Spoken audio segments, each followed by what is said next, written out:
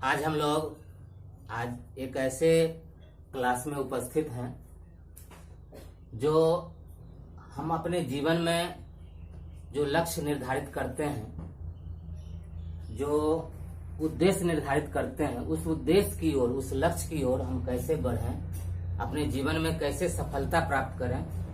और अधिकतर लोग बहुत सोचते हैं अपने जीवन में बदलाव के लिए, तरक्की के लिए, लेकिन वो अपने जीवन में बदलाव नहीं ला पाते, जबकि मेहनत काफी करते हैं, परिश्रम काफी करते हैं और तमाम तरह के उनमें गुण होते हैं, फिर भी उनके जीवन में अपेक्षित सफलता मिल नहीं पाती है।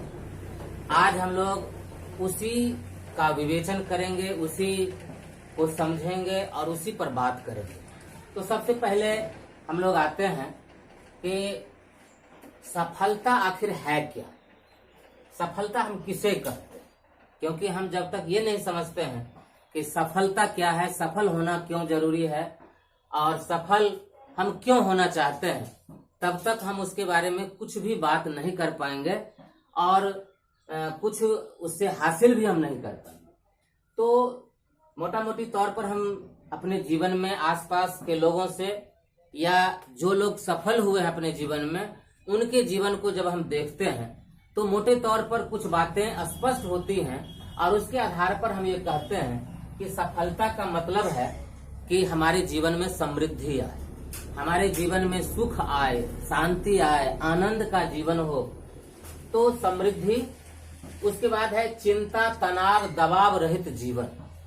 यानी हर कोई चाहता है कि उसके जीवन में किसी भी प्रकार की चिंता नहीं, हर कोई। मतलब आज हम देखते हैं, इस दौर में देखते हैं कि पूरी दुनिया भाग दौड़ में लगी हुई। पूरी दुनिया में हम देखते हैं कि लोग जो है वो बेचैन है, तनाव में है, चिंता में, डिप्रेशन में। तो सफल हम इसलिए होना चाहते हैं कि हमारे जीवन में जो भाग दौड़ है, तनाव है, चिंता है, इससे कहीं न कहीं ऐसा लगता है कि कुछ कमी हमारे जीवन में रह गई है। तो उस कमी को हम दूर करना चाहते हैं, इसलिए सफल होना चाहते हैं। दूसरी बात है कि हर कोई आज चाहता है कि उसका व्यक्तित्व जो है उसके बारे में पूरी दुनिया के लोग जाने, यानी उसे दुनिया भर की प्रसिद्धि मिले। हर कोई चाहता है कि उसे मान सम्मान मिले और उसके बारे में लोग चर्चा करें, प्रशंसा करें उसकी। तो प्रसिद्धि, आत्म सम्मान युक्त जीवन चर्या, यानी कहने का मतलब है कि सफलता का हम सीधा आशय रख लेते हैं कि वैसा जीवन जिसमें मान सम्मान हो, आत्म सम्मान हो, सेल्फ रिस्पेक्ट हमारा जो है वो बचा हुआ रहे और हमारे चारों ओर लोग जो है रहें, घिरे रहें और हमको लोग अप्रिसिएट करते रहें। इस तरह का जो जीवन है उसकी हम कल्पना करते हैं और इसलिए हम सफल होना चाहते हैं, इसलिए हम आगे बढ़ना चाहते हैं। तो अब हम ये देखेंगे कि सफलता क्यों जरूरी है, क्योंकि यह एक ऐसा पक्ष है हम निर्धारित नहीं कर पाते हैं कि सफलता हमारे लिए क्यों जरूरी है। अब जैसे मान लीजिए कि एक किसान जो खेती गृहस्थी कर रहे हैं और उनको लगता है कि मैं जो कुछ कर रहा हूं वो ठीक ठाक है, सही है, तो उसमें उन्होंने कोई जो है मतलब आगे बढ़ने का उनके पास जो है कोई विजन नहीं, कोई जज्बा नहीं है, क्योंकि जो काम वो कर रहे हैं उसमें संतुष्ट है। तो कहने का मतलब है कि सफलता क्यों जरूरी है। सफलता इसलिए जरूरी है कि वो आदमी जिस स्थिति में है उस स्थिति से असंतुष्ट है, उस स्थिति से आगे बढ़ना चाहता है, उस स्थिति को पीछे धकेलना चाहता है और इसलिए सफलता के प्रति वह बिल्कुल जो है वह कटिबद्ध हो जाता है, कमिटमेंट के साथ हो जाता है। तो सफलता जो है क्यों जरूरी है, तो एक बेहतर और उत्कृष्ट परिवार, यानी कहने का मतलब कि आज जिस माहौल में हम रह रहे हैं, जिस पारिवारिक दशा में हम रह रहे हैं, उस पारिवारिक दशा से हम कहीं न कहीं संतुष्ट नहीं हैं और उसको हम आगे बढ़ाना चाहते हैं, एक बेहतर से उत्कृष्टता की ओर उसको ले जाना चाहते हैं, इसलिए सफलता जरूरी है। और दूसरी बात है समाज और दुनिया का एक तरह से कहा जाए कि एक बेहतर मतलब उसको बनाने के लिए कि जो समाज हमें मिला है उस समाज को और ज्यादा बेहतर हम बने। क्योंकि बहुत सारे ऐसे लोग होते हैं जिनके निजी जीवन की सफलता से ज्यादा जरूरी हो जाता है समाज एक बेहतर स्थिति में आए, देश एक बेहतर स्थिति में आए, राष्ट्र एक बेहतर स्थिति में आए। तो कहने का मतलब है कि वहां भी उन्होंने एक लक्ष्य निर्धारित किया है कि एक बेहतर समाज की रचना हम करें, बेहतर दुनिया की रचना करें, जिस समाज में हम जी सके, रह सके। अब है सफलता का आशय। सफलता क्या है इसको हमने समझ लिया, सफलता क्यों जरूरी है इसको हमने समझ लिया। अब सफलता का आशय क्या है, सफलता का मोटे तौर पर हम लोग क्या अर्थ लेते हैं। तो मोटे तौर पर हम सीधा साधा अर्थ लेते हैं कि हम कोई मंजिल जो निर्धारित अपने मन में कर लेते हैं उस मंजिल की ओर हम बढ़ते हैं और उस मंजिल की प्राप्ति जब हो जाती है तब हम कहते हैं कि वो सफल हो गया या मैं सफल हो गया। दूसरी बात है सफलता का दूसरा भी आशय कि अपने आप को पहचानना, हमारे अंदर जो क्षमता है। क्योंकि क्या होता है कि हम सब कुछ तो देखते हैं, सब कुछ तो समझते हैं, लेकिन अपने अंदर की क्षमता को समझ नहीं पाते। अपने जीवन में हम अपने अंदर की क्षमता को परखें, अपने अंदर की क्षमता को पहचानें और उस क्षमता का विकास कैसे हो सकता है, उसमें परिष्कार कैसे हो सकता है, उसमें नए नए गुण कैसे आ सकते हैं और हमारे अंदर जो अवगुण है धीरे धीरे उसको दूर हम कैसे कर सकते हैं। तो इस तरफ से भी अगर हम बढ़ते हैं तो उसको भी एक सफलता के आयाम में गिना जाता है। तो अपने को पहचानना और निखारना। और दूसरी बात है कि जब हम अपने को पहचानते हैं, निखारते हैं, तो निश्चित रूप से हम दूसरों के काबिल बनने की कोशिश करते हैं। अब यहाँ तीसरा हमारा है बिंदु कि दूसरों के काबिल बनना। अब यह सोचने की बात है कि बहुत सारे हमारे जो साथी हैं, बहुत सारे लोग हैं जो ये पूछ सकते हैं कि दूसरों के काबिल बनने को हम सफलता कैसे कर सकते हैं। आज उदाहरण के लिए प्रसिद्धि किसे मिलती है, अगर हम गौर से ध्यान दें तो प्रसिद्धि उसे ही मिलती है जिसे लोग जो है उसके गुण से प्रभावित होते हैं या उसके अनुसार उसके जैसा बनना चाहते हैं या उनसे काम किसी का बनता है, उसी को लोग प्रशंसा करते हैं और उसी के बारे में दूसरों को बताते हैं। तो जब तक हम अपने आप को दूसरों के काबिल नहीं बनाते हैं तब तक हम सफल कभी भी नहीं कहे जा सकते हैं। आज दुनिया के जो सबसे बेहतरीन गायक हैं वो इसलिए प्रशंसनीय हैं क्योंकि उनकी गायकी से लाखों लोगों का मन शांत होता है, हृदय प्रफुल्लित होता है, यानी दूसरों के काबिल उन्होंने अपने गीत को बनाया। आज किसी साहित्यकार को लोग इसलिए प्रशंसा करते हैं कि उनकी रचनाओं को पढ़ने के बाद लोगों को ऐसा लगता है जैसे उनके हृदय की वाणी, उनके हृदय के उद्गार, उनके हृदय की अभिव्यक्ति। तो उस रचनाकार ने अपनी रचना को दूसरों के काबिल बनाया। अब कोई एक्टर है, वो एक्टिंग करते हैं तो उनकी एक्टिंग की प्रशंसा इसलिए लोग करते हैं कि लोगों को लगता है कि यह अभिनेता जो है उनके जीवन को दिखाते हैं, उनके जीवन की बात करते हैं, उनके अंदर जो दर्द है उस दर्द को पर्दे पर जीते हैं। और जो अभिनेता सामान्य लोगों के जीवन को आत्मसात कर लेते हैं वही ज्यादा प्रशंसनीय होते हैं। तो किसी भी दौर में देखें, किसी भी क्षेत्र में देखें तो प्रशंसित वही होते हैं जिन्होंने अपने आप को दूसरों के काबिल बनाया, दूसरों के उपयोग के लायक बनाया। हम जब किसी का काम करते हैं तो दूसरे लोग हमसे प्रभावित होते हैं, हमारी प्रशंसा करते हैं, हमारे गुणों को बताते हैं दूसरों को, और हमको कभी कभी लगता है कि शायद हम दूसरे के उपयोग का सामान बन रहे हैं, नहीं बंधु, ऐसा होता है कि जितना हम अपने आप को निखारते हैं हम उतने आम होते चले जाते हैं और लोग जो है हमसे जुड़ते चले जाते हैं। तो सफलता का आशय यह भी है कि दूसरों के काबिल बनना। अब है लक्ष्य प्राप्ति के आयाम, यानी हम दुनिया में कोई भी लक्ष्य, कोई भी उद्देश्य है, जिस उद्देश्य की ओर हम बढ़ना चाहते हैं उसका सबसे पहले निर्धारण करते हैं। और निर्धारण करने में कुछ बातें जरूरी है जिसको हम सोचते हैं कि हम उसकी ओर मतलब बढ़ सकते हैं या नहीं बढ़ सकते हैं। मसलन के लिए जैसे मान लीजिए मेरे अंदर गायकी का गुण है, मेरा स्वर अच्छा है और मुझे गाना पसंद भी है, तो हम अपना लक्ष्य चुन सकते हैं कि मैं भविष्य में गायक बनना चाहता हूं। लेकिन हो सकता है कि मुझ में गायकी का गुण नहीं, मेरा स्वर अच्छा नहीं है और मैं ये लक्ष्य चुन लूं, लक्ष्य बना लूं कि मुझे गायक बनना है, तो निश्चित रूप से उसकी सफलता में बहुत समय भी लगेगा और हमेशा सफलता संदेह युक्त रहेगा। और यदि मान लीजिए कि कोई व्यक्ति है जिसको गणित क्षेत्र में काफी अभिरुचि है और वह चाहता है कि इंजीनियर बने, IITian बने, तो वह लक्ष्य जो है वो आसानी से प्राप्त कर सकते हैं।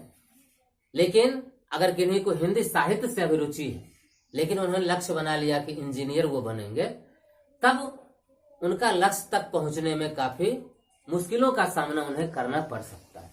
तो लक्ष्य का जो चुनाव है उसको चुनते समय हम अपने अंदर की क्षमता का आकलन करें, अपने परिवार की क्षमता का, और हम अपने अभिरुचि का भी ध्यान रखें। ऐसा नहीं है कि देखा देखी नकल से हम किसी के उद्देश्य को अपना उद्देश्य बना लें और उसको प्राप्त करने की दिशा में हम प्रयास करना शुरू कर दें, तो वहां सफलता में हमेशा संदेह। इसलिए प्रथम प्राथमिकता हम दें कि हम अपनी अभिरुचि, अपनी क्षमता, अपने अंदर के जो गुण हैं उस गुण के आधार पर हम अपने लक्ष्य का चुनाव करेंगे।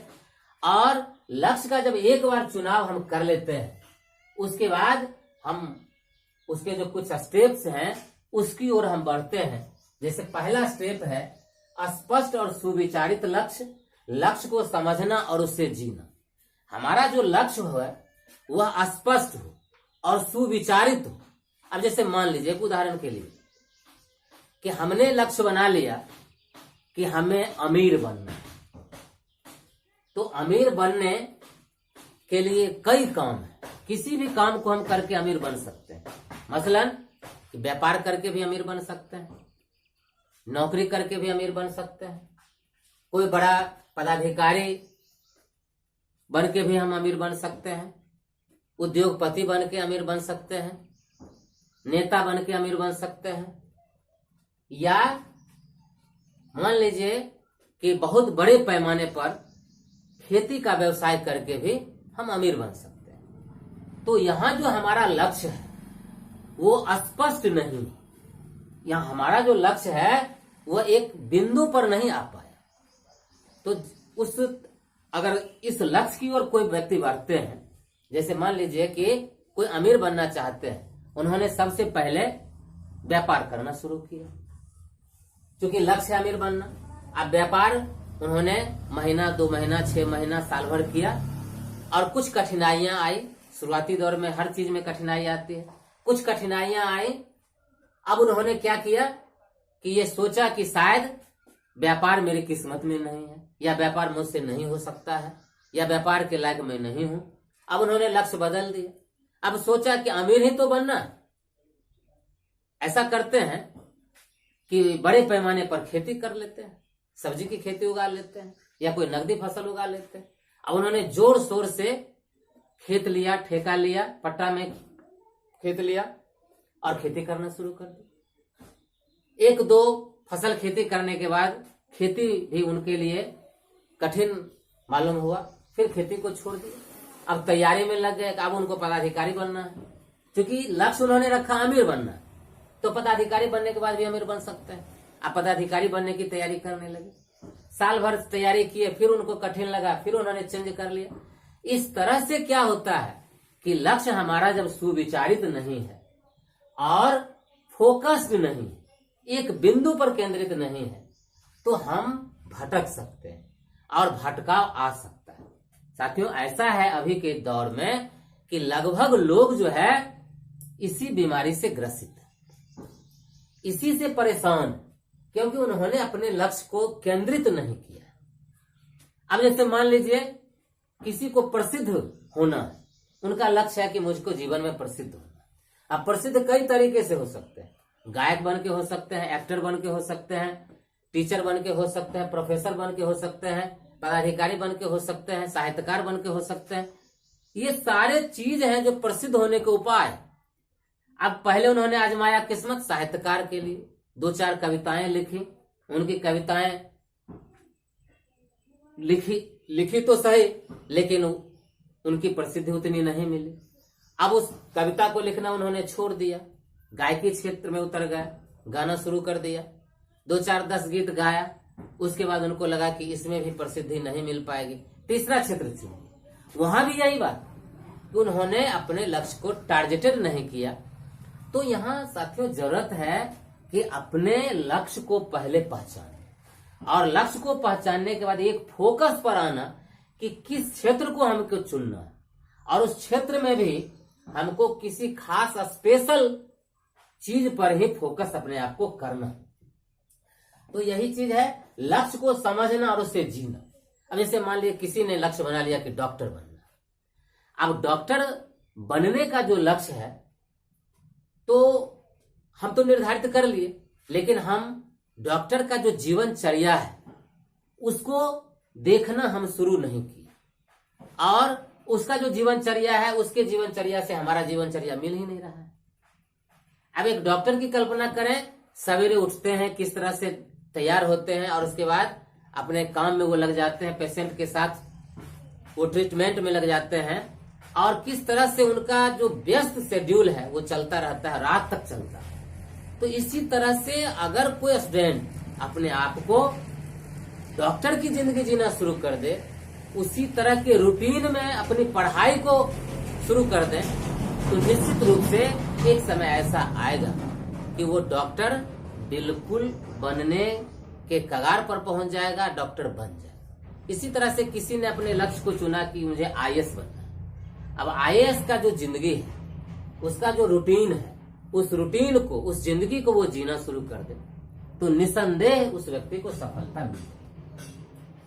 अब है कि कोई भी उद्देश्य है, उस उद्देश्य की प्राप्ति में 2 फैक्टर काम करते हैं। एक फैक्टर उसका होता है क्यों, और दूसरा फैक्टर होता है कैसे।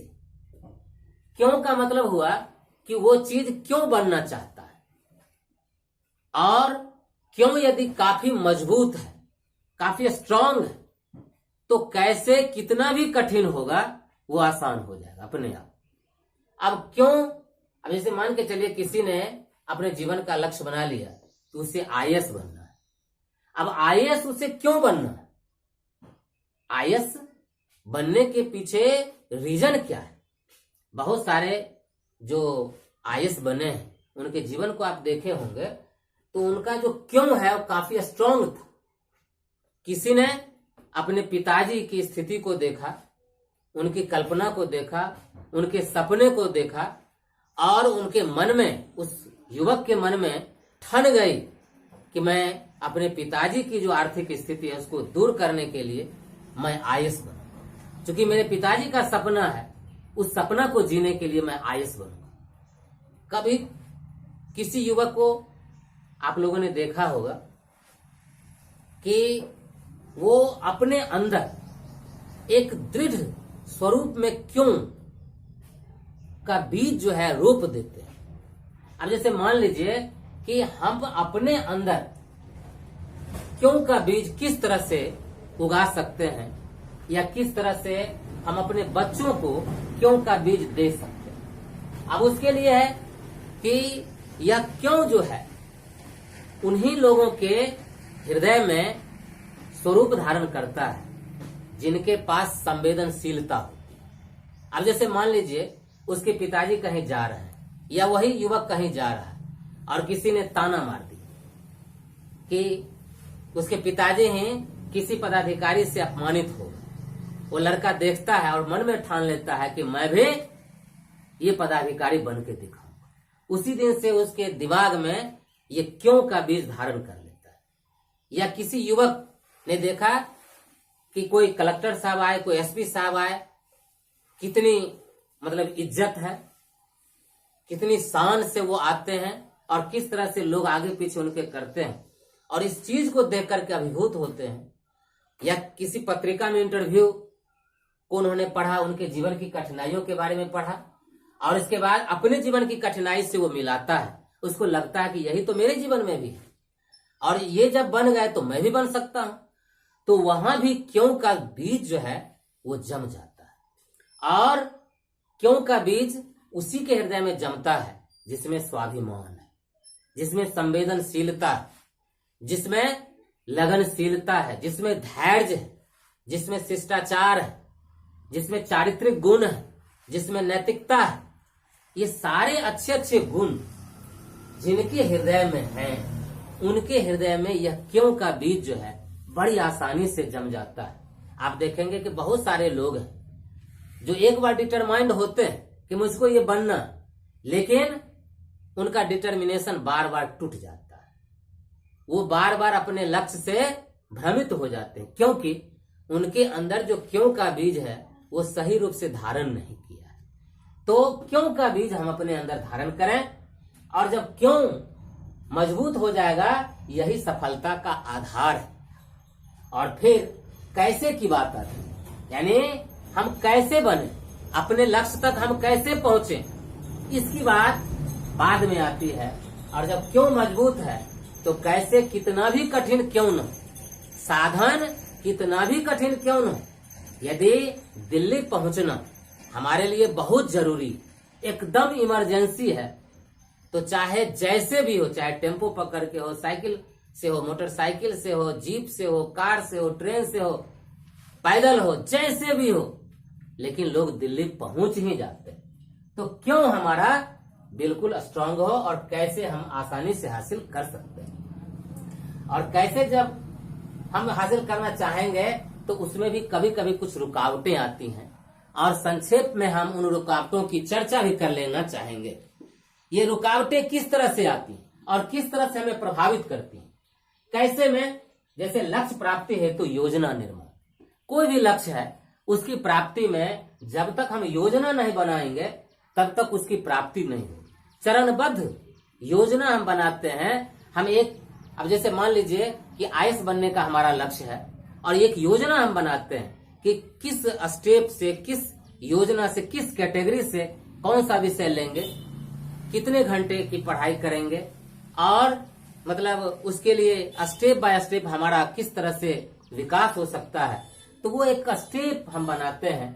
तो योजनाबद्ध तैयारी, उसके बाद है कीमत चुकाने की तैयारी। कोई भी लक्ष्य है, जितना बड़ा लक्ष्य हम अपने लिए निर्धारित करते हैं, उसकी कीमत उतनी ज्यादा होती है। यानी कहने का मतलब है कि हम अपने आप को इस बात के लिए तैयार रखें कि उस विशाल लक्ष्य के लिए जो हमें कीमत चुकानी है, उस कीमत को हम निश्चित रूप से चुकाएंगे, तभी वो लक्ष्य की प्राप्ति हम कर सकते हैं। उसके बाद है सफलता हासिल करने तक दबाव झेलने की आदत। यानी जब एक बार हम मंजिल निर्धारित कर लेते हैं तो उसमें कुछ समय लगता है, और समय लगता है तो निश्चित रूप से आपके परिवार में, आपके समाज में, आपके मित्र मंडली में एक दबाव बनने लगता है कि ये चीज तुमको कब मिलेगा, कब तुम्हें सफलता मिलेगी, कब तुम कम्पीट करोगे, कब तुम्हें ये मिलेगा, कब वो मिलेगा। एक तरह का दबाव होता है।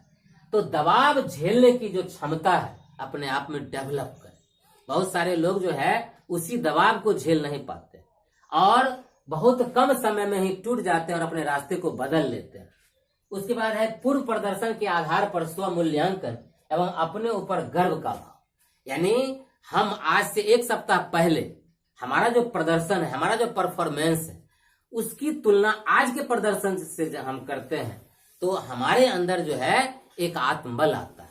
कभी भी अपने प्रदर्शन की तुलना दूसरों के प्रदर्शन से हम नहीं करें, क्योंकि दूसरों का प्रदर्शन हमसे अगर बहुत अच्छा है तो हम में आत्महीनता की भावना आती है, आत्मग्लानि की भावना आती है और हम तब रास्ते से भटक सकते हैं। इसलिए कभी भी अपने मूल्यांकन जो है अपने प्रदर्शन के आधार पर, पूर्व प्रदर्शन के आधार पर हम करें और उस मूल्यांकन में गर्व का भाव रखें, गर्व का भाव विकसित करें कि हम अपने अंदर ये सुधार करें।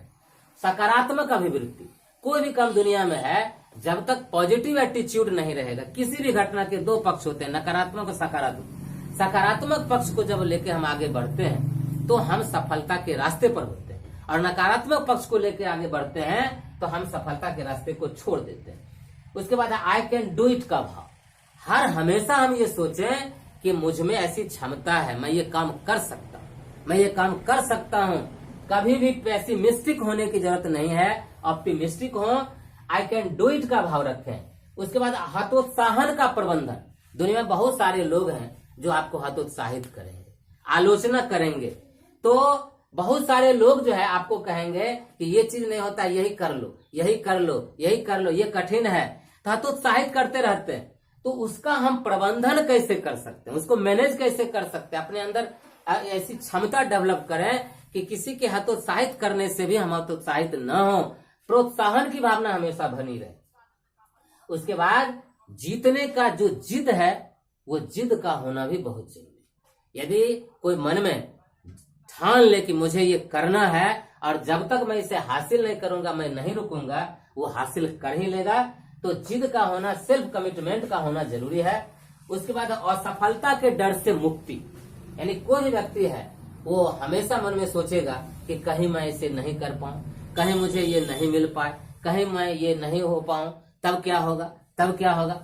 ये असफलता का जो डर है वो व्यक्ति को बहुत कमजोर कर रहता है। इसलिए कभी भी असफलता के डर में हम नहीं जिए, हमेशा ये जिए कि अधिक से अधिक यदि बुरा होगा तो क्या होगा, उसको एक बार हम सोच लें और उसके बाद उसके बारे में हम ज्यादा सोचना बंद कर दें। हमेशा सफलता के बारे में सोचते रहें, बस यही सफलता का राज है। अपने से कमतर प्रदर्शन वाले लोगों से अपनी तुलना, यानी हम लोग क्या होता है कि एक मतलब एटीट्यूड बना लेते हैं, हमेशा अपनी तुलना अपने से ऊपर वालों से करते हैं और हतोत्साहित होते रहते हैं।